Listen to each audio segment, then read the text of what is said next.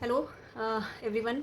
मेरा नाम कंचन दीक्षित है और मैंने अभी इस साल पीसीएस परीक्षा में मैनेजर इंडस्ट्रियल डेवलपमेंट अथॉरिटी की पोस्ट मुझे मिली है, जिसमें सेकंड रैंक है मेरी इस पोस्ट में।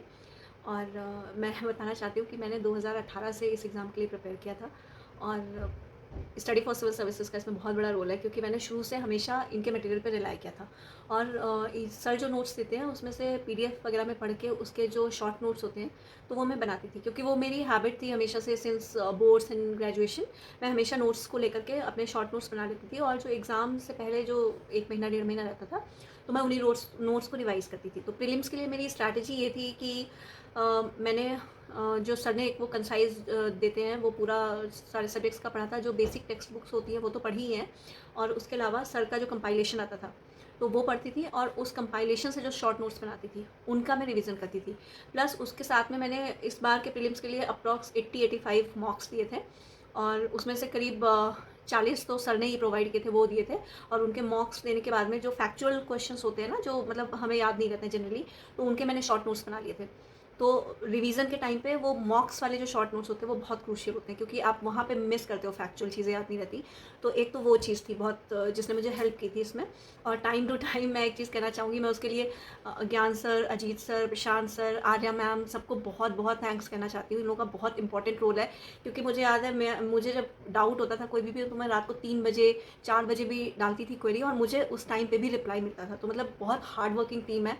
और अगर आपको उत्तर प्रदेश का पीसीएस क्लियर करना है तो मुझे नहीं लगता इससे ज़्यादा concise and concrete information material कोई और ग्रुप दे सकता है। तो पहली चीज़ तो ये, मैंने इस चीज़ को बहुत ट्राई किया है, बहुत हर साल मैंने प्रिपेयर किया है। तो मैंने तो थॉरली इसके ऊपर पूरा ट्रस्ट किया, और ज्ञान सर के ऊपर और पूरी टीम के ऊपर एससीएस की मुझे बहुत बिलीव था कि ये लोग मेरी बहुत हेल्प कर रहे हैं। और हमेशा मैंने इन लोगों के फीडबैक्स को बहुत पॉजिटिव वे में लिया, तो उसका मुझे रिजल्ट भी मिला है अभी। तो ये तो हो गई प्रीलिम्स की स्ट्रैटेजी। इसके अलावा जब मेंस था तो मेंस के लिए मैं आंसर राइटिंग ग्रुप मैंने लिया था, और मैंने अभी नहीं, मैंने 2018 में भी लिया था, क्योंकि हर बार प्रीलिम्स में कुछ कुछ पॉइंट्स से ही मिस करती थी। तो मैं मेंस के लिए आंसर राइटिंग तो कर ही रही थी। प्रशांत सर जो है ना बहुत स्ट्रिक्ट टीचर है, तो उनके फीडबैक्स कई बार आपको हर्ट कर सकते हैं, आपको लगेगा अरे इतना रूडली बोल दिया, लेकिन प्रशांत सर जो फीडबैक्स देते हैं, ट्रस्ट मी, मतलब मैं 200% श्योर हूँ उस चीज़ को लेकर। उन्होंने जो भी चीज़ें मुझे बताई, मतलब मैं अच्छा लिखती हूँ ऐसा मुझे बहुत लोगों ने बताया, और एसटीएस की टीम ने मुझे बहुत बार बोला है। बट इवन देन 1 महीने की आंसर राइटिंग में हार्डली 2 या 3 दिन ऐसे होते थे जिसमें प्रशांत सर का फीडबैक आता था कि हाँ आज आपने अच्छा लिखा है। अदरवाइज वो हमेशा उसमें बताते थे करेक्शन और पॉइंट्स ऐड कराते थे, माइनस क्या करना है, ऐड क्या करना है, कैसे आप अपने आंसर को स्टैंड आउट कर सकते हो, कैसे आप उसमें और क्या क्या चीज़ें इंक्लूड कर सकते हो।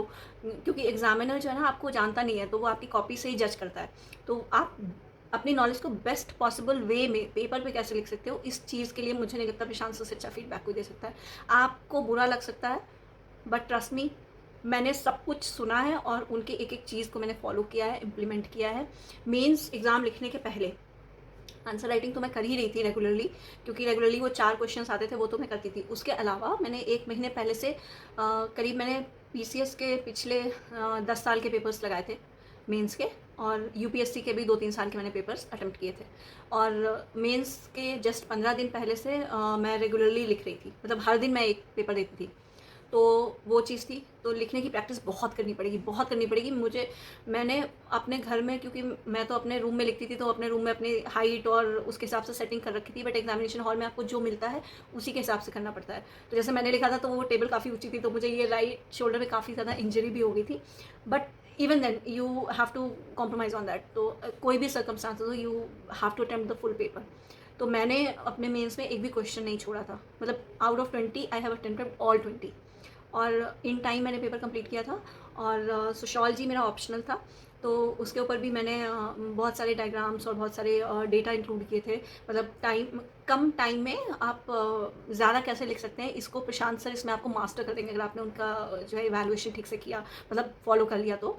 क्योंकि उन्होंने मुझे एक चीज़ बताई थी कि मेंस में आप पॉइंट्स में अगर आंसर लिख रहे हैं तो पॉइंट्स में आंसर लिखने के साथ साथ अगर आप डायग्राम को इंक्लूड कर रहे हैं तो उस डायग्राम में वो इन्फॉर्मेशन होनी चाहिए जो आपके पॉइंट्स में नहीं लिखी है। तो ये चीज़ एग्जामिनर को ये बताता है कि आपने बहुत थॉरोली स्टडी की हुई है, मतलब आपने जो पॉइंट्स लिखे उसके अलावा आपके पास एडिशनल नॉलेज है जिसको आप डायग्रामेटिकल प्रेजेंटेशन में दे रहे हो। तो ये चीज़ मुझे लगता है बहुत हेल्पफुल हुई। प्लस उसके अलावा मैंने एक काम किया था जो आप लोग भी कर सकते हैं, मैं आपको दिखाती हूँ। जैसे हर एक टॉपिक के ऊपर ना मैंने ये देखिए ऐसे करके छोटे छोटे से नोट्स बना लिए थे, है ना। तो हर चीज़ के ऊपर छोटा छोटा। तो आप एक ऐसी छोटी सी डायरी बना सकते हैं और लास्ट मोमेंट पे इसको इंक्लूड कर सकते हैं। जैसे कि फॉर एग्जांपल वाटर स्कासिटी के ऊपर मैंने एक ग्राफ याद कर लिया था, तो मुझे पता था कि अगर वाटर स्कासिटी पे क्वेश्चन आएगा तो मैं इस ग्राफ को इंक्लूड करूँगी। ऐसे ही सेम उसमें था जब जैसे आप जो हॉट टॉपिक्स होते हैं, आप कोई भी 7-8 टॉपिक उठा लीजिए, उनके ऊपर 3-4 डायग्राम्स आपको मतलब मेमोराइज होने चाहिए। आप टू द पॉइंट उसको बना दीजिए, उससे बहुत इम्पैक्ट पड़ता है। ज्योग्राफी के क्वेश्चन में आप मैप मिस ही नहीं कर सकते। अगर आपको नंबर चाहिए तो आपको उसमें मैप इंक्लूड करना पड़ेगा। तो ये मेरी मेंस की स्ट्रैटेजी थी। उसके अलावा इंटरव्यू में सर ने मुझे एक जो ग्रुप है उसमें ऐड किया था, तो इंटरव्यू में वो तो मैंने किया ही था। उसके अलावा एडिशनल में मैंने अपना जो है प्रोफाइल, उसके ऊपर मैंने अच्छे से स्टडी की थी। जैसे कि जो मेरा ग्रेजुएशन था, जो मेरा पोस्ट ग्रेजुएशन था, मेरा ग्रेजुएशन बीएससी है बॉटनी केमिस्ट्री में, और मेरा पोस्ट ग्रेजुएशन है एमबीए फाइनेंस एंड मार्केटिंग में। तो मैंने उसके ऊपर थॉरली स्टडी की हुई थी पूरा। उसके मतलब थोड़ा सा ब्रीफ था, आपके ऊपर ज़्यादा वो ग्रेजुएशन और उससे पूछते नहीं है, क्योंकि वो लेटेस्ट में ज़्यादा पूछते हैं। मेरा वर्क एक्सपीरियंस है मीडिया इंडस्ट्री में 6 ईयर्स का। तो इंटरव्यू में तो मैंने मतलब सोच लिया था कि मैं अपना इंटरव्यू कैसे भी मौका मिलेगा तो मैं वर्क एक्सपीरियंस की तरफ टर्न करूँगी, क्योंकि बोर्ड मेंबर्स के पास आपकी ज़्यादा इन्फॉर्मेशन नहीं होती है। तो अगर आप उनके पास कुछ ज़्यादा इन्फॉर्मेशन नहीं होगी तो ऑब्वियसली उनके पास क्वेश्चंस उतने ज़्यादा नहीं होंगे। तो you have to give the information, then only interview आपके हिसाब से चल सकता है। अदरवाइज फिर वो फैक्चुअल पे आ जाते हैं, और फैक्चुअल में ये होता है कि आप एक साथ अगर 4-5 आंसर्स नहीं कर पाए तो आपका मोरल और आपका सेल्फ कॉन्फिडेंस ऑलरेडी इतना लूज हो जाता है कि आप फिर आगे कोप अप नहीं कर पाते इंटरव्यू में। तो मेरा इंटरव्यू जो हुआ था तो उसको मैंने फर्स्ट क्वेश्चन में ही सर को बता दिया था। उन्होंने मुझसे पूछा था कि आप क्या कर रही हैं आजकल, तो मैंने सोचा था बस यही मेरे पास अपॉर्चुनिटी है अपने इंटरव्यू को उस डायरेक्शन में ले जाने की। तो मैंने उनको बता दिया था कि सर अभी तो मैं फुल टाइम प्रिपरेशन कर रही हूँ, बट मैंने इससे पहले मीडिया में 6 साल काम किया हुआ है। तो वहाँ से मेरा इंटरव्यू बिल्कुल टर्न अराउंड कर गया, और फिर वहाँ से मेरा 95% इंटरव्यू मेरा वर्क एक्सपीरियंस पे था। तो ये सारी चीज़ें होती हैं जहाँ आपको थोड़ा सा स्मार्टली प्ले करना होता है। और उसके अलावा सर की पूरी टीम इतनी मेरी हेल्प की है कि मेरे पास वर्ड्स नहीं है उनको थैंक्स करने के लिए। और मैं बहुत बहुत बहुत ग्रैटिट्यूड है मेरा इस के लिए। और मैं जब भी आऊँगी ज्ञान सर, मैं डेफिनेटली आपसे मिलती हूँ, और मुझे वो स्टडी फॉर सिविल सर्विसेज की ग्रीन बैकग्राउंड के साथ में फ़ोटो भी चाहिए आपके साथ। और thank you so much to the whole team. And I hope कि बाकी और भी बच्चे उनको अगर मेरी इस वीडियो से थोड़ी हेल्प मिले तो वो लोग इम्प्लीमेंट करें इन सारे पॉइंट्स को। आई थिंक अच्छा रहेगा, और I wish all of you all the best, and thank you so much.